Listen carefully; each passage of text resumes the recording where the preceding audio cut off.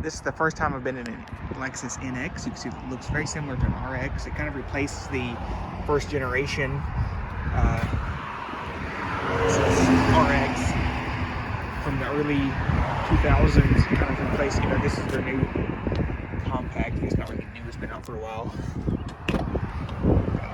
Red interior. Never been in one, don't know what to expect. Ed Sport. You can tell the lady owned this. It has a kind of a good smell. It's clean.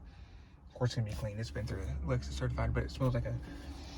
That's one thing you do like about these Lexus crossovers. Good people own them. Good women own them. They keep it clean. They're very easy on things. 35,000 miles. Very nice. Still the good quality. It's kind of small, kind of what Lexus was missing. The RX has kind of gotten bloated over the years. I'm actually impressed with the quality. It's got the same quality as an RX, but it's like, 15 grand cheaper. That's what's amazing about Lexus. All the features. Again, I'm not a salesman for Lexus, but it is pretty nice. I just not a fan of the F Sport. That feels good to click. Everything's still good. Still got a nice clock there. Shifter, everything's nice, still nice. Still using that turn signal, cruise control. It's nice. It's just I wouldn't go for the F Sport. Let's see what the seat headroom is like.